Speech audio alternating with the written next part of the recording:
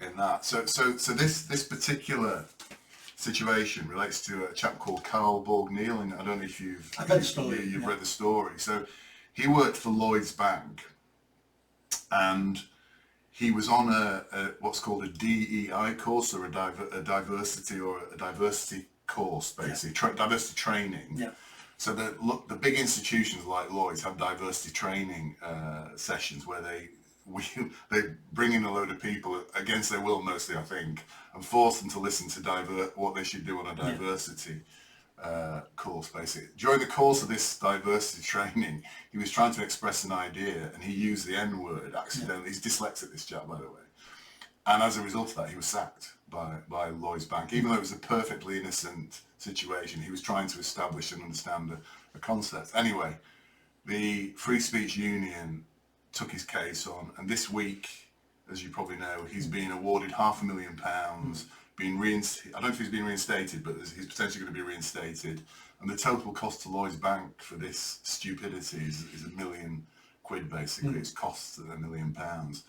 But before I ask for your opinion on it, I'd just like to read out what he said after the result.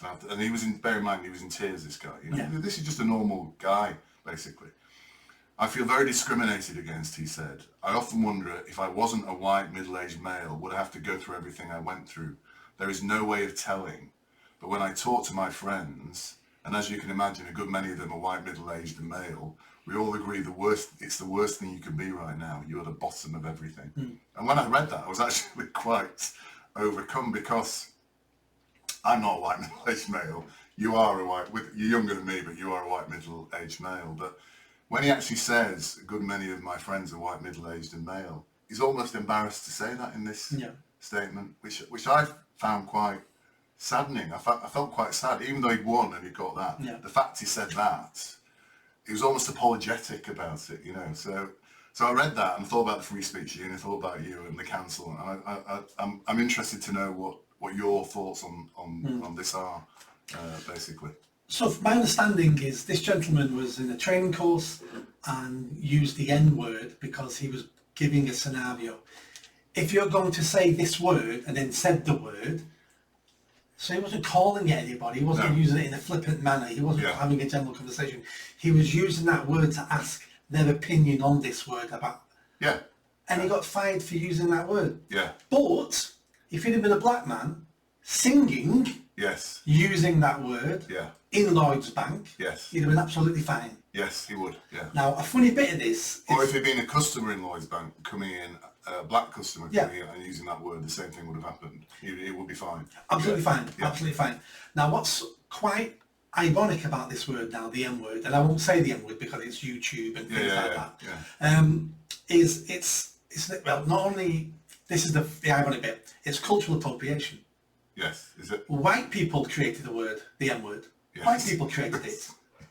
And black people stole this word off us.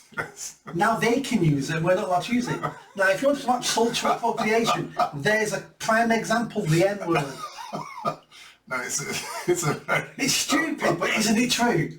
Yes, it's stupid, it is true. But it's true. Yes, it is true, yeah. Now this poor man used that word asking for, as an example in a training course about diversity. Yeah. If you can't use that word in an example in a diversity training course, when can you use it? And the answer is, if you're white, you can never use it. Yes. It's not your word. Yes. The M-word now is a magical word. It's a powerful word. Yes, very powerful, yeah. Only certain people are allowed to use it. You can call your mum that word if you're black. You can call your friends that if you're black. Some white people who've embraced black American culture can use that word. Yeah. But on the whole, not many, but on the whole, it's only a word that can be used by black people. Yeah. Now there's privilege in itself. Yes. Yeah, that's good. But also, you've got to ask your question, if this word is that offensive, and I would say it probably is offensive. Yeah, I think it is offensive. If it is that offensive, why is it okay for certain people to call it themselves and call it other people and be applauded and win Grammys and win awards and win music awards by using that word that everyone else says is a disgusting word we never should use? The hypocrisy on this word is astounding. Yes. Absolutely astounding. Yeah. And that poor man, I'm glad he's won. Yeah. And I think the lesson of this to these multinationals will be, you've got to be careful now. Yeah. You were going along with this because you're a banker. The reason why banks have got into this is because since 2008 and the crash, bankers have always been hated. Hated before the crash and were blamed for the world economic slump in 2008. So what did the bankers do? They didn't cut their bonuses. They didn't cut their profits. They didn't bail anybody out. But what they said was, we're going to go a bit woke.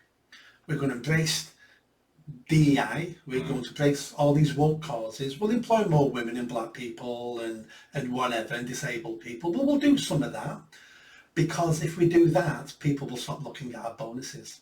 If we do that, people won't hold us accountable anymore as an evil capitalist organisation. If we do that, we can run our business just like we've always run our business. This was a cloak screen by the finance institutes to stop people looking at them and basically blaming them for nearly bankrupting the globe. Yeah. So you don't think they have fundamentally changed as organisations? They're just the same, but they've ticked a box, basically, which is, yes, we do. And I guess climate change falls into the same kind of scenario as well, doesn't it? We'll tick a box. We'll say we're doing all these things, but we'll carry on in the meantime paying ourselves massive salaries, massive bonuses. But to the outside world, the presentation is that we are, you know, we're very diverse, we care, we're inclusive and all that sort of stuff. But they're actually not. Yeah. We're just like you, yes. apart from I'm a billionaire. Yeah, it's, yeah. And I think the point about the use of the word, and I get all that, but in terms of his views, Carl Borg Neil's views about his position in society now as a white middle-aged man, do you think his observation or his belief is that accurate at the moment in it's been accurate for society? several decades. Right. That's been true for several decades. This Victim Olympics we seem to be going through at the moment, and for people who don't know, the Victim Olympics is basically, if I can claim that I'm a bigger victim than you, I get more brownie points, which means I'm more important than you. Yes. That means I can get away with more than you because I'm a bigger victim than you. Yeah. And some of those things started off in the 60s with, I'm a woman. You're persecuting me because I'm a woman. And then immigration started in the country, then it was, we used to call it, people got a chip on the shoulder, or you're playing the race card. Yeah. I've got Asian friends from school who would play the race card all the time and say to me, that worked, didn't it? Yeah, yeah. Because humans will cut corners when we can, and we'll use what's to our advantage. That's just human nature. Everybody will do it. I think that's true. I'm half Indian, as you know, and when I read that article and he's saying I'm white middle-aged, I would say probably not decades ago, but I'd probably say 10 years ago, I would have thought of myself as a white middle-aged man because I didn't think about my colour 10 years ago, but now I think about it all the time because people are constantly reminding me about it. Yeah.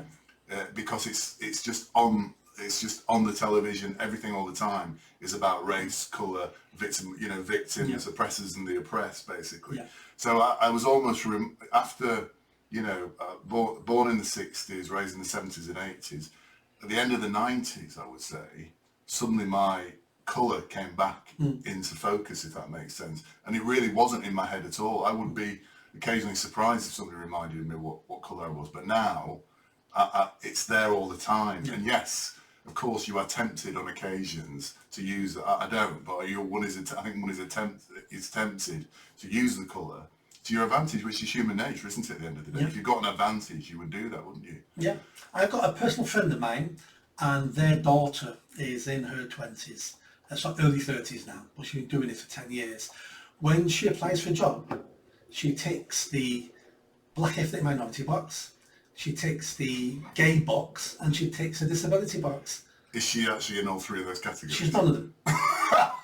And when we had this conversation, and she gets called to every interview she applies for. Yeah. Doesn't get every job, but gets most of them, but gets called to interview every single time.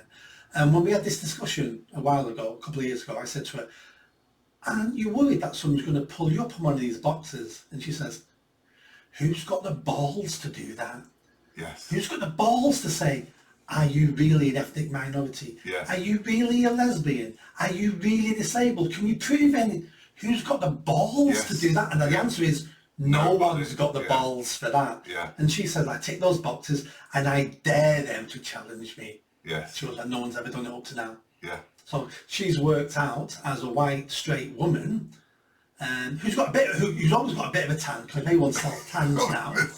But she's worked out she can also jump on this bandwagon with no membership, knowing the people who enforce this membership are all cowards anyway. Yes, and that's very interesting, because there have been cases in America, haven't there, of people pretending to be ethnic minorities. There's a woman who pretended to be black, who wasn't black at all. And there's a senator, I can't remember her name now, who pretended to be American Indian, half American Indian. And they've both been exposed as basically frauds, but they did it for years. Not just built their careers on it. Their careers on it. Built their careers on that appropriation, effectively, at that point, which we were talking about cultural appropriation earlier, weren't we? And those people are exactly the same people who would say black people are persecuted, Native Americans are persecuted, all these people are persecuted. But if they're persecuted, have we ever had a time before where a persecuted group in the world, we had other people pretending to be them, to be persecuted? No. Were Nazis ever pretending to be Jews? Were the Ku Klux Klan ever pretending to be black so they could drink from black water fountains?